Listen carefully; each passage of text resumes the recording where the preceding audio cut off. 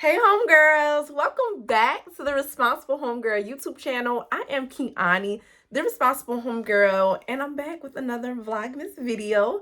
I am so excited about today's conversation because y'all know I've been saying for the longest, girl, stop wasting your money, cut back to come up, get rid of those subscriptions that you don't use, that you don't need to get closer to your financial goals.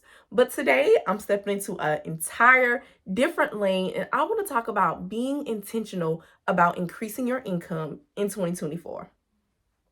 Period.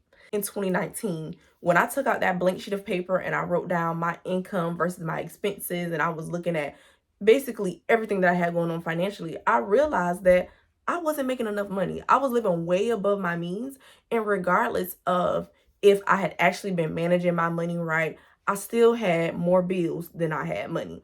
And some of you listening to this video might be in that position, but you won't know until you're looking at your numbers. If you don't have a good understanding of what you're making versus what you have coming out. Now, after you do that, now it's time for you to think about, do I need to increase my income, decrease my expenses, or do both?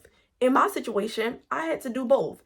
It was some things that I definitely got rid of because I had no business paying for on a monthly basis with the income that I was earning. And then on the flip side of it, I quit both of the jobs that I had because, like I said, I was not making enough money. So when I quit both of those jobs, I got a job at a hotel downtown Charleston. Charleston is very touristy, so hotels were always hiring like college students to help out as like front desk assistants and different stuff like that. So I got a job at a hotel, which was paying me about like $13 an hour, if I can remember correctly. And then the second job that I got was at my actual apartment complex. Now, at the apartment complex, I was making minimum wage, but the caveat was I got a 20% discount on my rent. So in addition to me getting paid, I also got a discount. So that was helping me with decreasing my expenses, but at the same time, increasing my income. So you might be in a situation right now where you need to get a little bit more creative with your finances so you can stop living paycheck to paycheck and you can get closer to reaching your financial goals. So I'm super excited about today's conversation. Like I said, or did I say it earlier? I probably didn't. But today's video is sponsored by one of my very good friends, one of my personal finance colleagues. His name is Hassan Thomas, and he wrote this book called From College to COVID to Recession. And if you watched my video, it was a couple of videos back. I think the name of it was called Essential Money Tips for 20-somethings. And I featured this book and another book called Girls That Invest.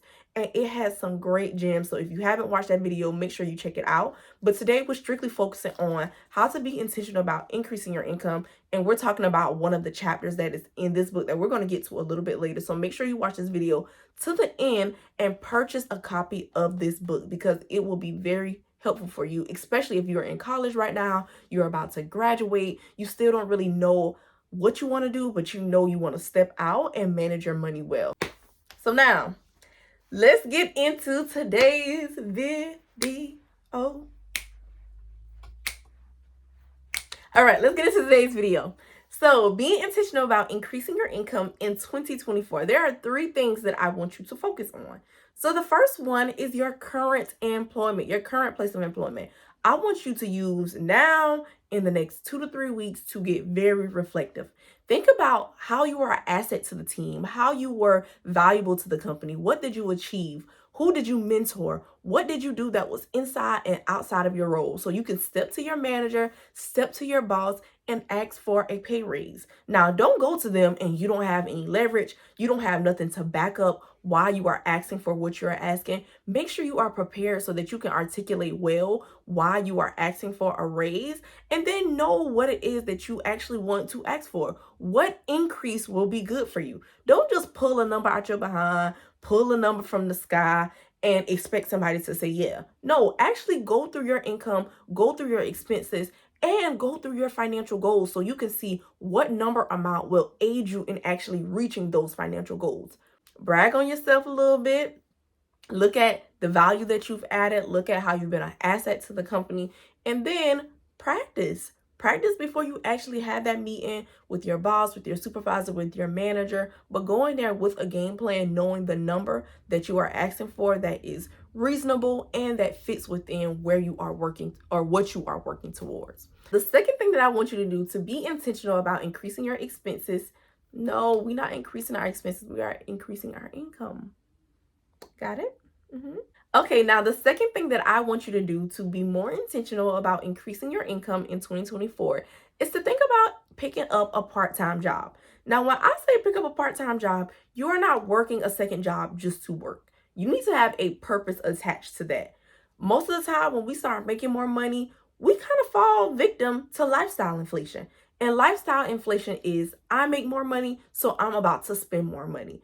And now you're working harder, you're working longer, you're using more of your time, and you still have absolutely nothing to show for it. So before you even think about, oh, I'm going to get a second job, I'm going to pick up a part time job, ask yourself why. What is the purpose of me picking up this part time job? What am I actively working towards? And don't be broad with it, be specific. So if you're working this part-time job because the money that you earn here is going to go straight to your savings so you can take an additional vacation, or you can actually build up that 3 to 6 month emergency fund, or you want to buy a new car, or you're ready to purchase a home, or you want to invest in yourself and learn something new, learn a new skill, whatever it is, you need to know what it is so you can have a game plan. You're not working just to work, and I do not want you to fall into lifestyle inflation. So consider picking up a part-time job. That would be a very helpful way to increase your income in 2024. The third thing that I want to talk about, which is where I'm going to bring in Hassan's book, is exploring side hustles. Now, there are two ways that you can attack a side hustle. The first thing, you can monetize your skills, your gifts. These are things that you already know how to do that isn't going to take you a whole lot of learning. You can literally just put yourself out there, share with your family, your friends, your social media platforms, and then give it your time, your energy, and effort to earn more money. Or you can explore side hustles where you actually have to learn something new. Now, I want to bring up Hassan's book. He has this chapter specifically where he is talking about online side hustles that you can start in 2024. So I'm going to name off a couple of them, but I really want you to pick up this book so that you can go through, read them in full detail, and explore which one you're more interested in learning about and the one that you actually want to try in 2024. Now, none of this stuff is get rich quick schemes. Now, if you're trying to get rich overnight, I'm not even going to say the stuff in this book is not going to help you. Nothing actually. Like, there's no such thing as getting rich quick. You have to build your wealth slow and steady. It's even biblical. I want to say it's somewhere in Proverbs, I think. Maybe I'm gonna actually find a proverb so I can put it in there, but it says money that quickly comes is quickly wasted, but if you watch your money, matter of fact, hold up, because I gotta find this scripture because it's really good. I'm gonna be right back. I found the scripture. The scripture is Proverbs 13:11, and I'm reading from the Passion Translation, and it says, wealth quickly gained is quickly wasted. Easy come, easy go. But if you gradually gain wealth, you will watch it grow. Again, that was Proverbs 13:11. And if you just think about that, y'all know as quick as we get some money in our hand, now it's burning a hole in our pocket. We got to do this, we got to do that. So when it says easy come, easy go, I want you to take that to heart. So any side hustle, anything that you're doing to increase your income in 2024, know that you don't want to get it quickly.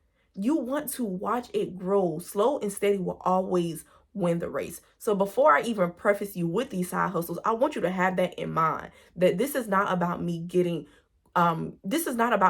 rich overnight. This is not about me getting rich quick, but this is about me starting something new that I can be consistent in, and I can watch my wealth gain and grow over time. So now let's get into these side hustles that Hassan is talking about in his book. When you purchase Hassan's book, I am reading from chapter 3. I am on page 50, and it is titled 8 Online Side Hustles. So, of course, like I just said, it's eight online side hustles, but I want to talk about 2 today. If you want to know all 8, I suggest you go pick up this book, Quick, Fast, and in a Hurry, where he explains in detail all 8 of these side hustles that can help you on your journey to increasing your income. So the 2 that I want to highlight is 2 that I have always been very interested in. I have done some research on it myself. The first one that I'm talking about is drop shipping. So during COVID, drop shipping was such a huge thing. everybody and their mom was talking about drop shipping, drop shipping, drop shipping. And drop shipping is not dead. I still see so many creators on Instagram and even TikTok talking about drop shipping. And drop shipping is essentially where you are in e-commerce, but you don't hold any of the inventory. So I'm going to go directly to this book and read what Hassan has to share about drop shipping. So he says here, drop shipping is an order fulfillment option that allows e-commerce businesses to outsource procuring, storing, shipping products to a third party, typically a supplier. So basically, you don't have any of the products, no boxes, no products, no inventory, no nothing. A third party, somebody else, has the products. The drop shipping model commonly appeals to entrepreneurs seeking efficiency and a low overhead. So if you are wanting to start something and you don't want to put a whole bunch of money into it, you want to test it out, this is perfect for you. But he says it can come at a cost. I love the transparency, love the honesty. He says to break it down in the simplest terms, there are three parties involved: the customer, the drop shipper, which is you, and then the third party supplier, the person who is actually holding the products, holding the inventory.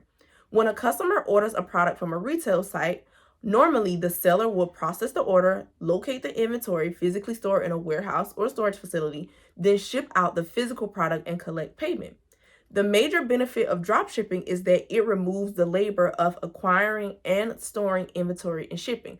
So you don't have to do this stuff because your middleman, your person, is doing that stuff. They are storing all of your inventory. They are also shipping all of your inventory. You don't have to worry about going to the post office and shipping nothing off because that is their responsibility. So where does your profit come in? Let's talk about the money. When dropshipping of any kind, the seller will add a profit margin to your product. The supplier gives you their total price. So say, for instance, their price is $5 to do this for you. The supplier gives you their total price and you add what you like to make as a profit to that. So say, for instance, off of every order, you want to make $25. So $5 to the third party, $25 from you, $30 is what you will charge your customer. So the supplier gives you their total price. You add what you like to make as a profit to that. Keep in mind that e-commerce is very competitive, so profit margins need to be realistic. Setting product prices can be a trial and error process, so basically you can just try it out, see what works, what doesn't work. You'll quickly learn from experience what your customers are willing to pay for products offered. Most people with a drop shipping business set around 20 to 30% profit margin. So you will actually have to do the math, and that's just literally multiplying 20 or 30% times the actual product, how much it's going to cost, and how much your supplier is going to charge you for operating this for you. So then he goes talking about, here's what transaction looks like. So he gives examples. He goes into actually deciding on a niche, like what products you should sell. So whether that's cosmetics and beauty or candle or some sort of tech or just something that, we are always on the internet purchasing stuff, buying stuff. Think about you as a customer. Think about some things that might be trendy or some things that are not really popping yet, but you can see are very beneficial and useful. So in the rest of these couple of pages, he's talking about, designing your website, your storefront, basically all of the things that you need to actually start the drop shipping business. So if that sounds something that you're interested in, pick up a copy of this book and make sure you read through it in its entirety and start doing more research before you actually jump out there, put yourself in the fire. You want to do your research before putting your money into anything. Now, I'm not saying take 3, 4, 5, 6 months just to get started. Absolutely not. Don't do that because you will figure stuff out along the way.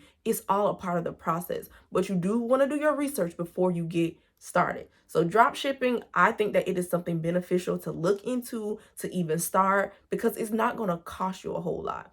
And y'all know one of my mottos is take the risk, enjoy the ride. The risk is low.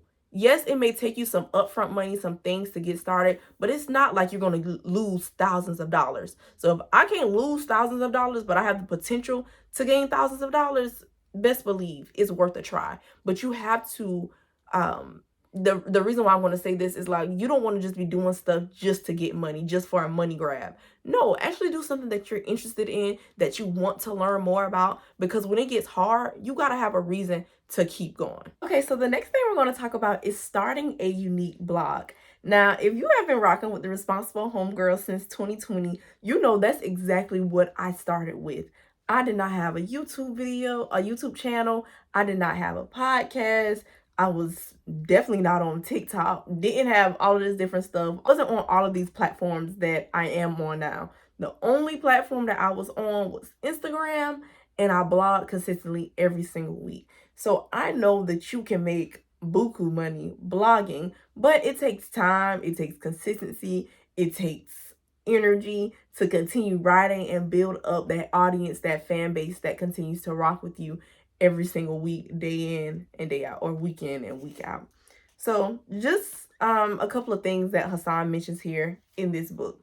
He says blogging is one of the oldest ways to make money online, and if you like to write, it's still a great way to earn on a part-time or full-time level. Many people start blogging with a niche focus.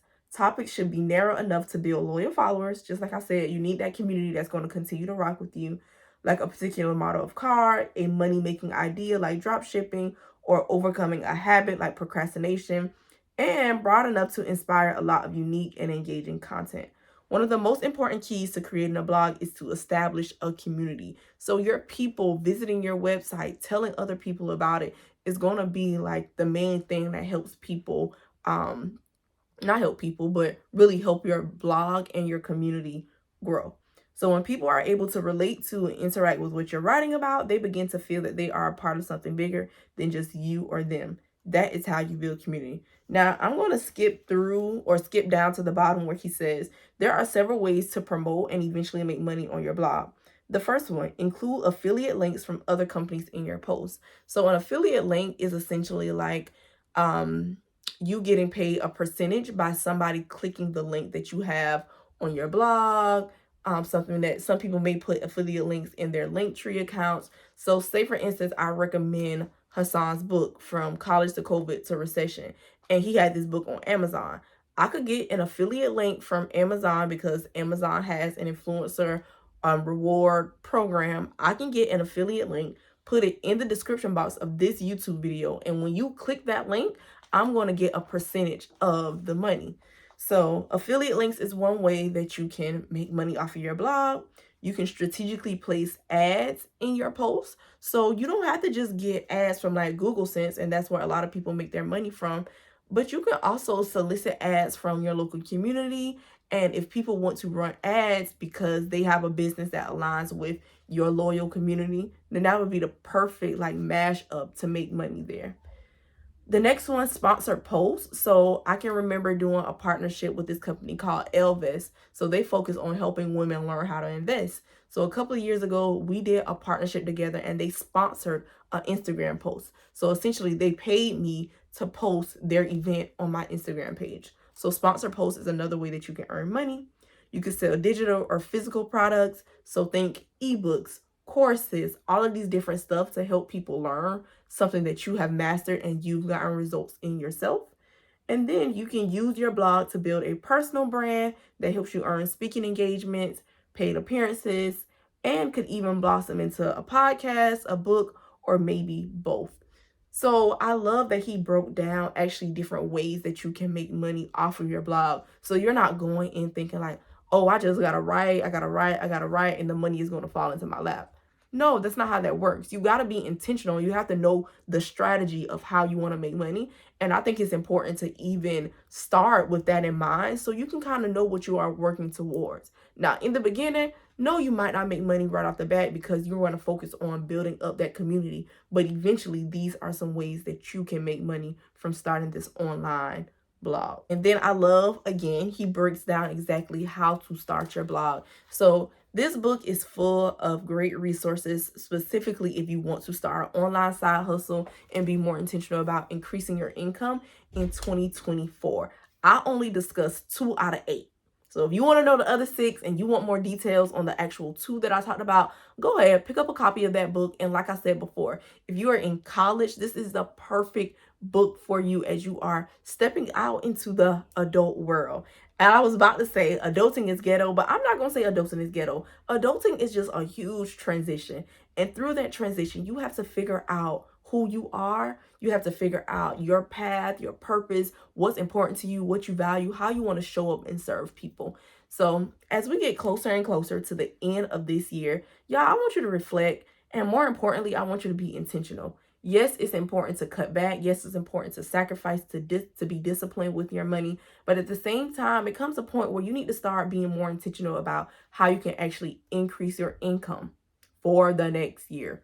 If you start thinking about it now, you can head into January with a plan and you can hit the ground running. So I hope this video was helpful for you. Make sure you like, you comment, you subscribe, and you pick up a copy of Hassan's book, From College to COVID to Recession, for all of the great money tips to help you elevate your finances within the next year. So that is all for this Vlogmas video. See y'all tomorrow for another video. Make sure you share it with all of your homegirls because we do not level up alone. And never forget, with exposure, execution, and consistency, there is absolutely nothing you can't do. I'll see y'all next time.